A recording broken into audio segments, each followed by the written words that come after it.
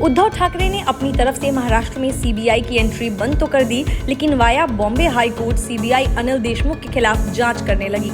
यह बात उद्धव ठाकरे सरकार को पसंद नहीं आई और वह सुप्रीम कोर्ट जा पहुंची, लेकिन सुप्रीम कोर्ट ने एमवीएस सरकार को साफ तौर पर कह दिया कि वे न तो सीबीआई पर अंकुश लगाएंगे और न ही उसकी जांच में कोई बाधा डालेंगे।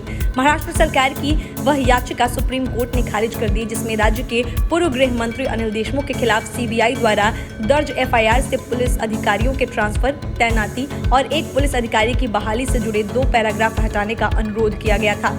Justice D.Y.. चंद्रचूड़ और जस्टिस एम.आर. शाह की बेंच ने कहा कि वह बॉम्बे हाई कोर्ट के 22 जुलाई के आदेश में हस्तक्षेप नहीं करना चाहती। इसके साथ ही बेंच ने याचिका खारिज कर दी है। बेंच ने कहा कि ये माफ कीजिए, हम हाई कोर्ट के फैसले में हस्तक्षेप के इच्छुक नहीं हैं। कोर्ट ने कहा कि किन पहलुओं पर जांच होगी यह निर्धारित कर वह केंद्रीय अन्वेषण ब्यूरो से जांच करवाने के संवैधानिक अदालत के आदेश को कमतर नहीं कर सकता।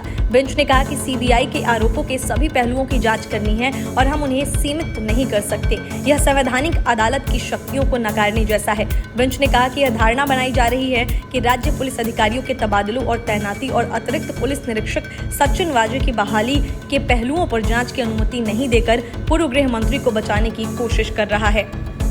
बेंच ने कहा कि कौन सी राज्य सरकार सीबीआई जांच का आदेश देगी जब आरोप उसके खुद के गृह मंत्री या किसी अन्य मंत्री के खिलाफ हो। वह अदालत है जिसे जांच का आदेश देने के लिए अपनी शक्तियों का उपयोग करना होगा और हाईकोर्ट ने वही किया।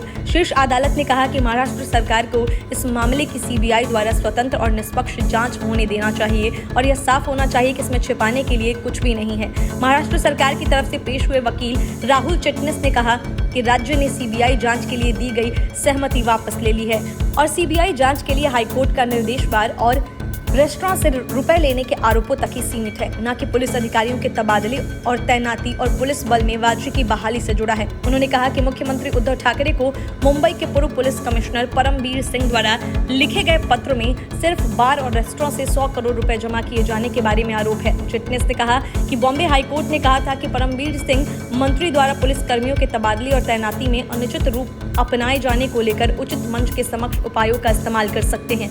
बेंच ने कहा कि जिस तरह पुलिस के पास दर्ज एफआईआर से जुड़ी हर चीज की जांच की शक्तियां हैं, उसी तरह सीबीआई को भी परमबीर सिंह के पत्र में लगाए गए आरोपों से संबंधित सभी पहलुओं की जांच करनी है। बेंच ने कहा कि हम सीबीआई को यह लकीर खींचकर नहीं बता सकते कि आप इसकी जांच कर सकते हैं और इसकी जांच नहीं कर सकते हैं। उसे यह देखना होगा कि पूर्व मंत्री के कार्यकाल में किस तरीके से ट्रांसफर और तैनाती की प्रक्रियाओं का पालन किया गया। हाईकोर्ट ने 22 जुलाई को कहा था कि महाराष्ट्र के पूर्व गृह मंत्री अनिल देशमुख और उनके सहयोगियों की सांठगांठ का पता लगाने के लिए सीबीआई मुंबई पुलिस बल में पुलिस कर्मियों के तबादले और तैनाती और वाजे की बहाली के मामले में गौर कर सकती है। Bureau report, news of India.